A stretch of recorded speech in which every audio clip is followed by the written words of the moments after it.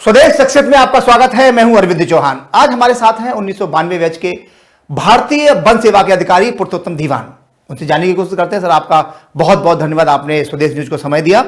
Sir नमस्कार। आपको बहुत बहुत शुक्रिया, धन्यवाद कि भारतीय वन सेवा, जिसको अंग्रेजी में इंडियन फॉरेस्ट सर्विस कहते हैं, उसके किसी अधिकारी को बोलने का मौका दिया है। सर, कैसे देखते हैं हिमाचल प्रदेश बड़ा खूबसूरत प्रदेश है जी। वहां से आप आके मध्य प्रदेश में, देश के दिल में आप इस समय वर्तमान में हैं। और जो हमारे साथ अधिकारी हैं पुरुषोत्तम दीवान जी, 1992 बैच के अधिकारी हैं। और बड़ी बात यह है कि इस समय उनके पास वो जिम्मा है कि पूरी मध्य प्रदेश को हरा भरा करने की जिम्मेदारी है। सर, सवाल यहीं से लेते हैं कि मध्य प्रदेश पूरे देश का एक ऐसा राज्य है जहां सबसे ज्यादा वन संपदा है। कैसे देखते हैं सर आप? मध्य प्रदेश के बारे में मैं बताना चाहूँगा कि जब हम स्कूल में पढ़ते थे तब एक कार्यक्रम आता था, हमारा संदेश हरा भरा मध्य प्रदेश। आप लोग तो छोटे हैं, लेकिन जो पुराने लोग हैं 80 मिड 80s और 90 के बीच में, तब वो विविध भारती पे वो कार्यक्रम आता था 7 बजे, 7:30 बजे सॉरी। और ये फौजी भाइयों के कार्यक्रम के बाद वो होता था। उस टाइम टीवी और ये चीज़ें नहीं होती थी, तो ये इंटरटेनमेंट का ये एक साधन होता था। हम भी सुनते थे हमारा संदेश हरा भरा मध्य प्रदेश। अच्छा। तो जो भगवान है उन्होंने पता नहीं शायद पहले से ऐसा प्लान करके रखा होगा। हाँ। और वो प्रोग्राम में कभी मिस नहीं करता था। हाँ, अच्छा। और स्कूल में पढ़ते थे हम लोग। और ये हुआ कि भगवान ने जब मेरा आईएफएस में सिलेक्शन करवाया तो वो मध्य प्रदेश कैडर मिला। और इसका मध्य प्रदेश का पूरे इंडिया का जो जिसको दिल बोलते हैं, इसका कोई जवाब नहीं है। वनों के हिसाब से भी, प्राकृतिक संपदा के हिसाब से भी, हेरिटेज के हिसाब से, और सभी तरह से बहुत अच्छा है हमारा प्रदेश। सर देखिए, अभी हम आपको बिल्कुल लेके चलते हैं जब आप किशोर हुआ करते थे, मतलब 12-13 साल की उम्र रही होगी, फिर आप बड़े होंगे। तो ये भारतीय वन सेवा या भारतीय प्रशासनिक सेवा, भारतीय पुलिस सेवा, ये आपने कब सुना कि ये देश की सबसे अच्छी सर्विसेज में से एक है? गांव में क्या होता है, जब भी किसी को डांट पड़ती थी, तो जब वो कोई अपने आप को बहुत बड़ा समझता था तो गांव में बोलते थे क्या तू कोई डीसी लगा हुआ क्या। मतलब कहने का तात्पर्य कि जैसे हमारे यहाँ मध्य प्रदेश में कलेक्टर बोलते हैं, वहाँ डीसी बोलते हैं। हाँ। तो डीसी तो हमने बचपन से सुना था। हाँ। लेकिन मैं जब 8th के एग्जाम के बाद हमारा बोर्ड का एग्जाम होता था, तो 2 महीने छुट्टी होती थी। तो गाँव के बच्चे लोग जो है वो पौधे लगाने या ढोने जाते, तो हम भी जाते थे। वो उस जमाने में डीएफओ साहब इंस्पेक्शन पे आए हुए थे। उनकी पर्सनालिटी देख के मेरे को लगा कि एक दिन मैं भी डीएफओ बनूंगा। तो डीएफओ भारतीय वन सेवा तो नहीं सुना था, लेकिन डीएफओ जरूर सुना था। तो क्योंकि हिमाचल में फॉरेस्ट का एरिया काफ़ी है और वहाँ पे फॉरेस्ट की काफ़ी इंपॉर्टेंस है। और आपको देखा होगा कि जंगलों में जब आग लगती है तो बच्चे लोग भी और बड़े भी सब आग बुझाने जाते थे, जब वो चीड़ की पत्तियाँ से वो करते थे। तो ये हमने सुना तो बचपन से ही था, डीसी भी और डीएफओ भी। लेकिन ये नहीं पता था कि इसके लिए इतना एग्जाम होता है, इतना मुश्किल से गुजरना पड़ता है। तो भगवान जो है वो बहुत बड़ा आर्किटेक्ट है। उसकी जो प्लानिंग है, हम लोग अपने लिए भी यदि वो मौका दे दे कि आप अपने लिए सबसे अच्छी प्लानिंग करो, तो मुझे लगता है कि भगवान जो है उनकी प्लानिंग है वो उससे भी बेहतर रहती है। क्या तो हमारे साथ शायद उन्होंने ऐसा ही किया है। पीएचडी करने की सोच ही रहा था, तो इन द मीन टाइम मैंने एग्जाम दिया होता आईएफएस का, इंडियन फॉरेस्ट सर्विस का, और वहाँ सिलेक्शन हो गया। तो हम लोगों ने मैंने मतलब कभी मुड़ के नहीं देखा। एक बार जो घर से निकले 10th के बाद, तो वो मतलब फिर सीधे ही सोलन से देहरादून, मसूरी होते हुए मध्य प्रदेश लैंड किए। तो ये सो फार द जर्नी जो है भगवान ने बहुत ही अच्छी प्लान की थी। मैं बहुत उनका शुक्रगुजार हूँ, भगवान का बार बार शुक्रगुजार करता हूँ। सर, किशोर अवस्था 16 साल तक होती, फिर आप युवा अवस्था में गए होंगे। निश्चित तौर पे जो आज के युवा करते हैं, स्पीड से बाइक चलाना, स्टंटबाजी करना, इसके साथ पढ़ाई का भी लोड, तो कितना बड़ा बोझ आपके कंधों पे हुआ करता था कि साहब हमें तो अधिकारी बनना है, तो पढ़ाई भी साथ में खुद को भी मॉडिफाई करना। और जो आपके मित्र रहे होंगे उस समय, तो वो तो निश्चित तौर पे ये करते ही होंगे, तो वो इसमें तालमेल कैसे हुआ ये? देखिए, वो जो आदमी सुबह जल्दी उठता है, हाँ। उसके पास जो है औरों की अपेक्षा जो है थोड़ा ज़्यादा टाइम मिल जाता है। अच्छा। तो मेरी आदत है फॉर्चुनेटली, मतलब कि वो मेरी नींद जो है 5:30 के आसपास खुल जाती है। आज से नहीं, बहुत पहले से। तो हम लोगों को खेलने कूदने के लिए तो सुबह टाइम मिल जाता था और पढ़ने के लिए टाइम मिल जाता था। और कहते हैं कि सुबह का पढ़ा हुआ है वो काफ़ी याद रहता है, और अभी तक भी याद रहता है। और मुझे याद है कि एक बार वर्ल्ड फॉरेस्ट्री का पेपर था, तो कुछ याद नहीं हो रहा था। तो हम लोगों ने तो पहले बैडमिंटन खेला, फिर हमने सोचा कि अब 4 लोग दोस्त मिलके जो है पढ़ाई करते हैं, और फॉर्चुनेटली वो वर्ल्ड फॉरेस्ट्री का पेपर भी हमारा सबसे अच्छा गया। और रही जो है टाइम तो अपने लिए निकालना पड़ता है, स्पोर्ट्स के लिए भी। यदि आप फिजिकली और मेंटली फिट रहेंगे तभी तो आप कोई भी चैलेंज जो है एक्सेप्ट कर सकते हैं। पता लगा कि आपकी मानसिक रूप से आप कहीं परेशान है, तो आप किसी भी चैलेंज को एक्सेप्ट करने में दिक्कत आती है, और वो काम जो है जिस तरह से होना चाहिए उस तरह से हो नहीं पाता है। तो दोस्तों का बहुत बड़ा योगदान रहा है, वो चाहे यूनिवर्सिटी हो, चाहे एकेडमी हो, और चाहे इवन फील्ड हो। तो इसमें तो मतलब मैं तो कहूँगा कि भगवान के बाद पेरेंट्स, और शादी के बाद एक और पेरेंट्स मिल जाते हैं आपको। चारों पेरेंट्स का बहुत मेरे लिए आशीर्वाद रहा हम सभी के लिए। तो और दोस्तों का तो रहता ही है, वो बात बात पे आपको जो है वो आपकी सही चीज बताते रहते हैं। और इवन खेलते वक्त भी वो मतलब जैसे ऑस्ट्रेलिया की टीम जो है स्लेज करती थी, वैसे वो भी स्लेज करते रहते हैं। तो आपका एक और स्ट्रॉन्ग पर्सनैलिटी निकल के आती है। सर एक बेसिक अंतर हमने देखा है, जब आप पढ़ाई कर रहे होते हैं, जी, अपनी जी। यूपीएससी की तैयारी कर रहे होते हैं, और तैयारी करते करते जब एग्जाम देने, मेंस हो गया, क्लियर सब कुछ हो गया, और जब रिजल्ट आने को होता है तो लगभग 1 घंटे का जो समय होता है कि रिजल्ट आने वाला है, और इसके बाद 1 घंटे बाद पता लगा आप अधिकारी बन गए। तो दोनों में वो दोनों क्षण, उसमें आपकी ऊर्जा के साथ साथ जो सामाजिक परिवर्तन अपने आप में देखने को मिलता है कि लोगों की सिंपैथी आपके प्रति कितनी हो जाती है, वो कैसा लगा? जैसे आप पता लगा लोगों को, आपके परिवार के लोगों को पता लगा कि आईएफएस बन गए आप, जी। फिर क्या हुआ उस समय? क्या लगा कि जो लोगों की सिंपैथी या लोगों को आपके लिए लोगों के मन में कितना सम्मान बढ़ा होगा, तो वो क्षण कैसा रहा था आपके लिए? देखिए वो टाइम की बात होती है। वो आज से कितने साल, 32 साल पहले की बात अलग थी। वो तब जो है रिजल्ट ऐसे नहीं आता था। अच्छा, ये और ऑनलाइन नहीं आता था। ये तो मेरे एक अंकल थे, वो दिल्ली में थे, तो उन्होंने यूपीएससी गए हुए थे। उन्होंने बताया कि ऐसे ऐसे रिजल्ट आया, तो हमको हॉस्टल में फोन आया। तो मैंने सबसे पहले अपने भाई को बताया कि क्योंकि मेरे पिताजी जो है वो बैक इन 89 ही एक्सपायर हो गए जब मैं बीएससी 3rd ईयर में था। तो उनको बताया तो उनको भी विश्वास नहीं है, और मेरे को खुद विश्वास नहीं हो रहा था, क्योंकि मेरे जो पेपर हैं उतने अच्छे नहीं गए थे। तो मुझे लगा था कि अगली बार जो है ना और जोर ताकत से लगा के करेंगे। पढ़ाई करेंगे और हो जाएगा। और लेकिन फॉर्चुनेटली मेरे जो गाइड थे एमएससी में, और ये सब लोगों ने उसके इंटरव्यू के टाइम पे और बाकी टाइम में भी बड़ा सपोर्ट किया। और ये सही है कि सडनली दुनिया बदल जाती है। बदल जाती है। और सबसे पहले तो मैं बता दूं कि जब मैं एमएससी फॉरेस्ट्री में था, और जब मेरा रिजल्ट आया, तो जब हमारा वो मनी ऑर्डर आता था, आजकल तो सब मनी ट्रांसफर हो जाता है मोबाइल से, हाँ। लेकिन वो उस पोस्टमैन को मैं अभी भी दिल से याद करता हूँ। वो उसी दिन से उन्होंने डीएफओ साहब बोल दिया था कि डीएफओ साहब आपका मनी ऑर्डर आया है। अच्छा। तो सही में सोसाइटी में तो बहुत तोड़ पड़ता है। मेरे ख्याल से हम मुझसे पहले जो है हमारी यूनिवर्सिटी से केवल एक लड़का जो आईएफएस में सिलेक्ट हुआ था। उसके बाद जब मेरा सिलेक्शन हुआ था तो हम लोग 2 हुए थे, और उसके बाद तो कुछ बच्चे आते रहे, और हमारी यूनिवर्सिटी से काफ़ी लोग जो है बीएससी एमएससी फॉरेस्ट्री पढ़ के निकले हैं। तो बहुत अच्छा लगता है, बहुत लोगों का योगदान रहा सोसाइटी का।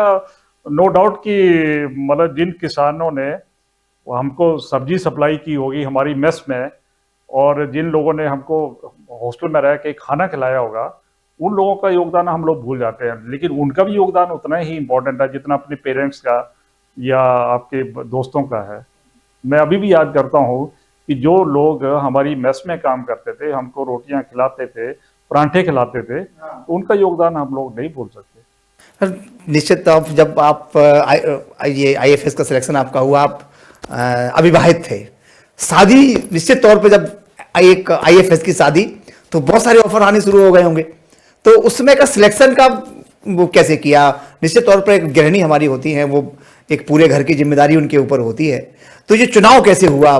परिवार, चूंकि अब आप आईएफएस हो गए, आईएफएस के लिए पत्नी ढूंढना बड़ा एक बड़ा मतलब बड़ा काम है ये। ये बड़ा इंटरेस्टिंग क्वेश्चन आपने पूछा। मेरे साथ थोड़ी चीजें हटके हुई है। हाँ। मैं जब पढ़ता था तो मेरा क्लास फेलो था, वो मेरी वाइफ की यूनिवर्सिटी का उसका सीनियर था 3 साल। तो वो जरूर कहता था कि पुरुषोत्तम, ये ऐसी ऐसी लड़की है और वो भी धीमान है। हाँ। और हमने कहा यार बात कर ले। और घर में तो रिश्ते आते थे, और एकेडमी में भी एक ट्रेडिशन रहा है कि एक लिस्ट ले लेते हैं, तो लोग आते थे, बहुत सारे लोग आते थे। लेकिन हमने ये तय किया था कि लड़की होगी तो हिमाचली, दूसरा जो है वो अपने थोड़ी जान पहचान के और अच्छे हो जाएं। तो मेरी जो धर्मपत्नी है डॉक्टर श्रेष्ठा धीमान, उनका एक क्लास फेलो था, ONGC देहरादून में था। वो भी बहुत जोर लगाता था कि ऐसे ऐसे लड़की है और वो है बहुत अच्छी है। तो वो we used to know each other, हम लोग थोड़ा पहली बार मिले तो कब पहली बार डिसाइड किया कि हाँ भाई ठीक है? मैं अरविंद जी आपको बता दूं, जिंदगी में मैंने पहली और आखिरी लड़की से उन्हीं से मिला था। हाँ, और शादी भी नहीं मैं इसके बारे में नहीं पूछ रहा हूँ आपकी कितनी लड़कियों से आप मिले हैं। नहीं, आप लड़कियां ऑन कैमरा है? लड़कियां मेरी बहुत सारी दोस्त हैं, अभी भी हैं। वो चाहे हम लोग पढ़ाई के टाइम के हैं, एकेडमी के टाइम के हैं, नौकरी के टाइम के हैं, बहुत अच्छे दोस्त हैं। लेकिन वो शादी के पॉइंट ऑफ व्यू से मैं एक ही पहली और आखिरी लड़की से मिला था और उन्हीं से शादी। अच्छा, वही दोस्त बनी आपकी, वही फिर आपकी बिल्कुल कह सकते हैं कि हमसफर बन गई। बिल्कुल है ना? हाँ जी। तो अच्छा, ये अब एक बड़ा एक सवाल है, क्योंकि आप IFS ऑफिसर हैं, आप बहुत सारे विभिन्न पदों पर आप रहे हैं, मतलब जिलों में रहे हैं, बस्तर आप रहे हैं, क्योंकि उस समय जब प्रदेश का मध्य प्रदेश था जी, हाँ, तभी हम लोग बस्तर में रहे। सबसे बालाघाट साइड कहीं पहली पोस्टिंग मेरी DFO बस्तर थी, प्रोडक्शन में। बस्तर, हाँ जी, और जो कि वहां से हैदराबाद और बेंगलोर नजदीक थे, और जो हमारा भोपाल और नक्सल भी चरम पर था उस समय तो जी, नक्सल भी चरम पे था। नक्सल भी चरम पे था, लेकिन ये था कि हम लोग जो है पूरी ईमानदारी के साथ काम करते थे। पेमेंट 100% होना चाहिए, ट्रांसपोर्टेशन जो है बिल्कुल टिम्बर का और उसका सही टाइम पे हो जाए।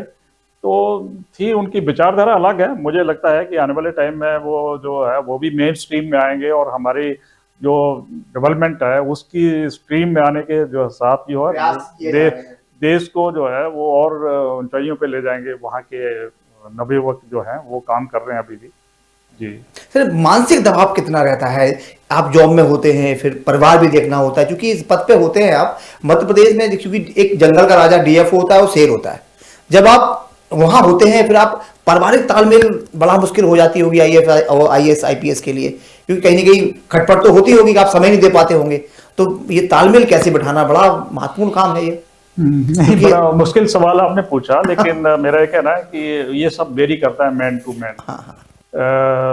ये सही है कि परिवार को समय देना होता है, लेकिन मैं इस मामले में बहुत लकी रहा कि घर का जो फ्रंट था वो मैडम बिल्कुल संभाले रखती थी। चाहे मेरे को नक्सलाइट एरिया में काम किया हो, चाहे ग्वालियर चंबल में जो है वो ये माफिया के बीच में काम किया हो। आपको तो याद होगा, आप भी उस टाइम वहाँ ग्वालियर में थे, जब एक बार हम लोगों ने 5 ट्रैक्टर पकड़े थे। हमारे जो सारे का सारा अमला जो है, वर्दी वाला अमला स्ट्राइक पे था। हमने आधी रात को पकड़ के जाके 5 ट्रैक्टर पकड़े, और उन्होंने कहा कि हम DFO की गाड़ी जला देंगे, DFO को जला देंगे। लेकिन हमने हिम्मत नहीं हारी, और मैं लगातार फोन पे रहा। तो IG साहब ने मेरे को रेस्क्यू किया। उन्होंने देवेंद्र सिंह उस समय IG हुआ करते थे। बिल्कुल सही कह रहा आपने। और मैं कह रहा हूँ कि कलेक्टर राकेश श्रीवास्तव साहब थे। मारने वाले से बचाने वाला बड़ा होता है। तो बहुत शासन का भी बहुत सपोर्ट रहा, और 36 लोग उस टाइम उन्होंने अरेस्ट किए थे। तो ये जो पत्थर माफिया है इनके बीच में क्या काम किया, टिम्बर माफिया के बीच में भी काम किया।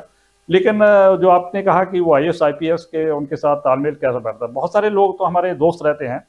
ये जो खिलाड़ी आदमी होता है, जो यदि कलेक्टर SP भी खेलने वाले होते हैं, तो उसमें कई चीज़ें तो इनफॉर्मल टाइम में भी बात हो जाती है। और मेरे को लग रहा है कि कम्युनिकेशन गैप नहीं रहना चाहिए। जो काम आप कर सकते हैं तो आप मैं तो ये बोलता था शुरू में, जब वो ट्राइबल राइट एक्ट आया था, तो कई लोग कहते थे कि साहब यहाँ भी पट्टा होना चाहिए था, ये तो होना चाहिए था। हमने कहा जो ट्राइबल राइट एक्ट की जो धाराएं हैं, जो उसमें नियम बोलता है वो करेंगे, जो नहीं हो पाएगा नहीं करेंगे। और इसमें 1-2 बार कुछ अधिकारियों से कुछ विचारधारा में भिन्नता भी थी, तो हम लोगों ने तो सीधा लिख दिया था कि ये नियम में है, ये हो सकता है, ये नहीं हो सकता है। तो कुछ लोग इसको सीधा अच्छा भी मानते थे, कुछ लोग खराब भी मानते थे। लेकिन उस टाइम पे जो डिसीजन लिया होता है वो ज़्यादा अच्छा रहता है एज कम्पेयर टू बाद में पछताने के। सर, एक बड़ा सवाल आपसे पूछना हो कि अभी आपने देखा होगा कि इंदौर में DFO ने एक सुसाइड कर ली। पंजाब में आज के 6-7 साल पहले एक IAS ने, ऐसी क्या सर मजबूरी ऐसी हो सकती है कि आत्महत्या जैसा घातक कदम, क्योंकि अगर आईएएस आईपीएस आईएफएस आत्महत्या करेंगे तो समाज में क्या जाएगा, संदेश क्या जाएगा? तो क्या सर, ये बड़ा संवेदनशील एक ये मुद्दा है और इस पर मैं आपकी राय जानना चाहता हूं सर, ये इसमें कि क्या ऐसा सिचुएशन रही होगी, निश्चित तौर पर दबाव रहा होगा, तो क्या पॉलिटिकल ऐसा इतना बड़ा दबाव हो सकता है, क्या हुआ होगा? नहीं, मेरी पर्सनल ओपिनियन नहीं है कि देखो आईएएस आईपीएस आईपीएस बहुत ही कितना परसेंट 0.00 जो कुछ परसेंट जो है लोग इस सर्विस में आ पाते हैं ऑल इंडिया सर्विस में। ये सही है कि कुछ मनोवैज्ञानिक परिस्थितियां भी होती हैं लोगों की, लेकिन ये ऐसा मतलब बड़े से बड़ा काम हो दुनिया में तो भी मेरे को लग रहा है कि अपने दोस्तों के साथ, अपने सलाहकारों के साथ, अपने बड़ों के साथ, अपने छोटों के साथ चर्चा करके उसका निराकरण किया जाना चाहिए। बात करते रहिए, हर कहीं ना कहीं सोल्यूशन तो निकलता है। और ये जो बताते हैं, जो डॉक्टर लोगों से भी कभी बात होती है कि ये जो आत्महत्या करने का एक टाइम निकल गया, जैसे कोई मान लिया कोई कूदने जा रहा हो और पीछे से किसी ने आवाज़ लगा दी तो माइंड डाइवर्ट हो गया, तो वो हो जाता है। तो मेरे को लग रहा है कि आपस में बातचीत करते रहना चाहिए, कोई ना कोई सोल्यूशन तो निकलेगा।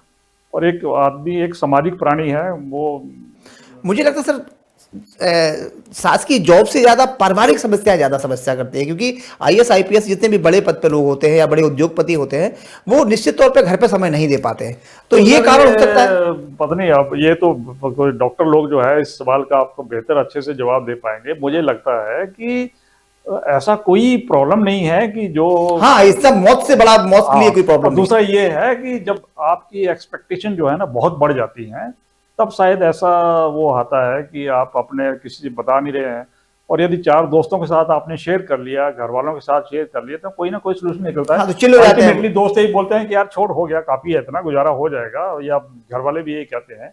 एक्सपेक्टेशन मतलब बहुत सारी मानसिक तनाव सर इसे कह सकते हैं, मानसिक तनाव भी है।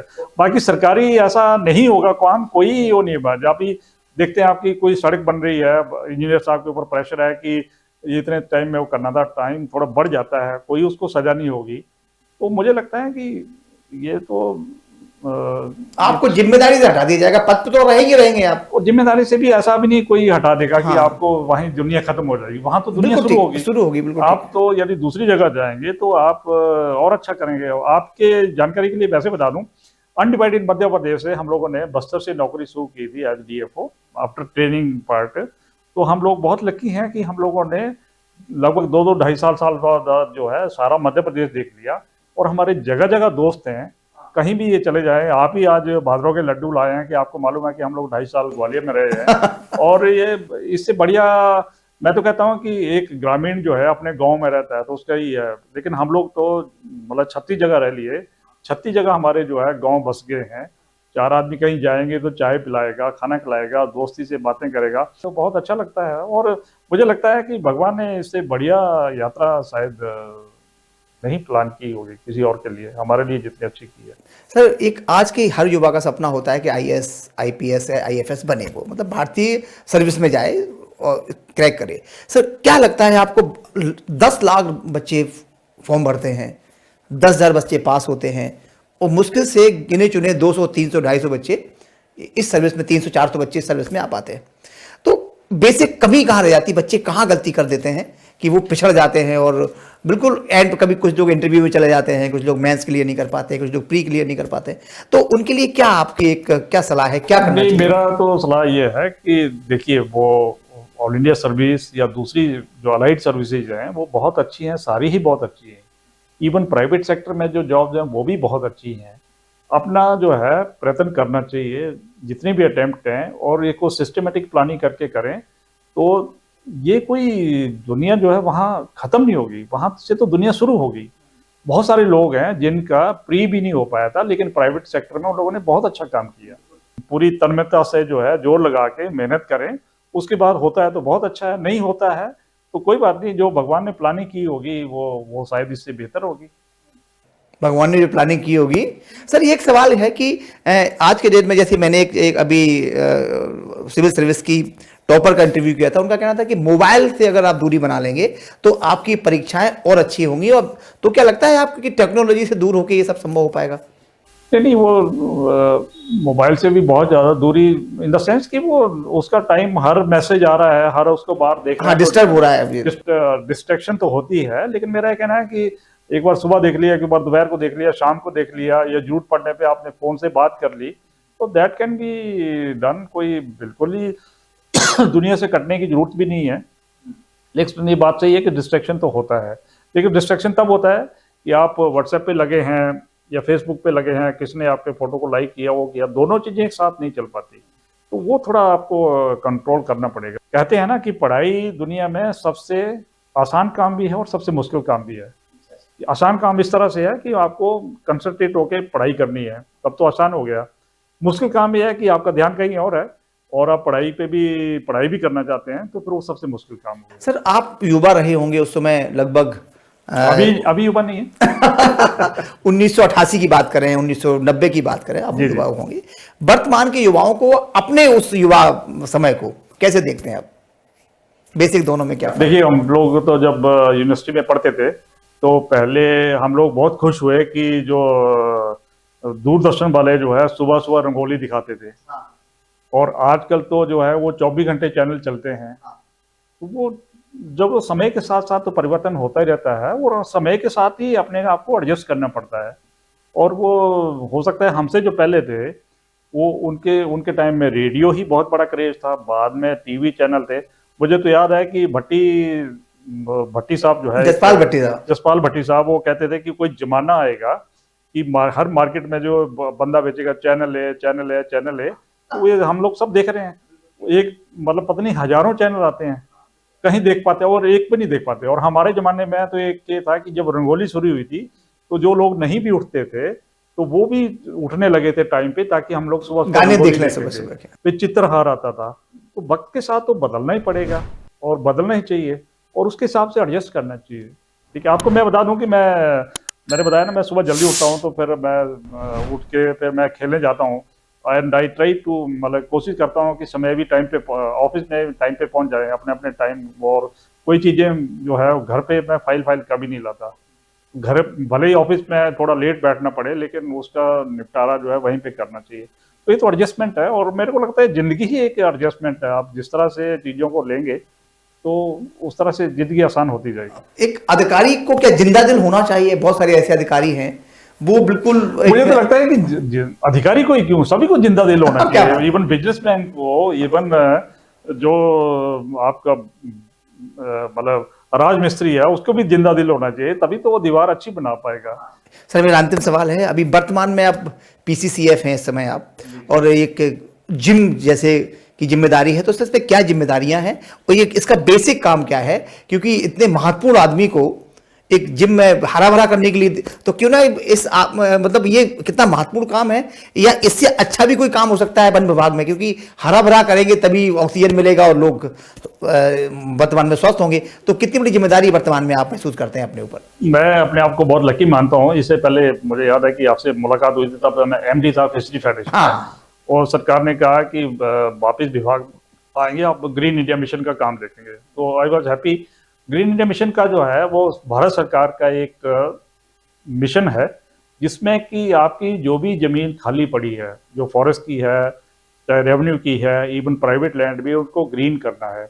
वो पैसा जो है, चाहे आप मनरेगा से लीजिए, गवर्नमेंट ऑफ इंडिया से लीजिए, स्टेट गवर्नमेंट से लीजिए, और ये जो है भारत सरकार के मिशन के साथ साथ स्टेट का भी शेयर होता है। और इसमें हम लोग अभी ये शुरू किए हैं ग्रीन इंडिया मिशन में, जो सिटी फॉरेस्ट हैं हमारे, जो है हमारे, जब मैंने ज्वाइन किया था 27 सिटी फॉरेस्ट जो है गवर्नमेंट ऑफ इंडिया ने कैंपा मद से सैंक्शन किए थे। आज की डेट में हम लोगों ने 69 सैंक्शन हो गए हैं। हम लोग पूरे भारत में जो है, मध्य प्रदेश में कि पूरे देश में? पूरे प्रदेश में। और सिटी फॉरेस्ट का कंसेप्ट ये है कि जो शहर के आसपास जो खाली जमीन पड़ी है, उसमें आप प्लांटेशन करिए, ताकि लोग जो है सुबह दोपहर शाम जब भी घूमने जाएं, they can have the feel of the forest. और सब लोग तो दूर दूर जंगलों में नहीं जा सकते हैं, तो अपना एक तो आसपास का पर्यावरण भी सुधरेगा, दूसरा जो है ग्रामीणों को, मतलब शहरवासियों को शुद्ध हवा मिलेगी, और वहाँ का वातावरण। इससे लाभ ये मिल होगा कि वन विभाग की जो भूमि है उस पर अतिक्रमण भी नहीं होगा। बिल्कुल आप सही कह रहे हैं, क्योंकि वो शहर के आसपास की जमीन काफी कीमती रहती है, और लोगों की नजरें रहती हैं कि इसको अरे गहरे तरीके से जो है वो हाँ, कैसे भी कब्जा कर लिया। दूसरा यह है कि ग्रीन क्रेडिट प्रोग्राम लॉन्च किया है। ये जो पब्लिक सेक्टर यूनिट्स हैं, इनके सहयोग से भी ग्रीन जो डिग्रेडेड लैंड है उसको भी ग्रीन करने का बीड़ा भारत सरकार ने उठाया है। तो उसमें भी हमारे जो एनटीपीसी हैं, थर्मल कोल इंडिया लिमिटेड हैं, इवन पावर ग्रिड है, इन लोगों ने कुछ राशि दी है। तो लगभग 19 करोड़ के काम उसमें भी चल रहे हैं। और हम अपनी तरफ से, अपनी टीम की तरफ से पूरी कोशिश करते हैं कि इस मिशन को जो है हम लोग बहुत आगे तक ले जाएं और 33% कम से कम मध्य प्रदेश में जो फॉरेस्ट एरिया हो जाए। नहीं, लोगों को, हमें भी जानकारी नहीं थी इसके बारे में, आपने जानकारी दी और हमारे दर्शक भी आपको देखेंगे तो समझेंगे कि ग्रीन इंडिया मतलब इसमें हरा भरा करने के पूरा भारत सरकार के साथ मध्य प्रदेश सरकार भी इसमें शामिल है। हमारे साथ थे पुरुषोत्तम दीवान, 1992 बैच के IAS ऑफिसर, जिंदादिल इंसान इन्हें कह सकते हैं। जिस तरीके से हमने सवाल पूछे, बड़ी बेबाकी से उन्होंने हमारे सारे सवालों का जवाब दिया और उन्होंने कहा ये देखिए कि कुछ भी कर लो, जिंदादिल सभी को होना चाहिए। वो भी हैं, सुबह उठते हैं, काम पे जाते हैं, युवाओं के लिए कहा है कि बस मेहनत करो, सफलता जरूर मिलेगी। नमस्कार।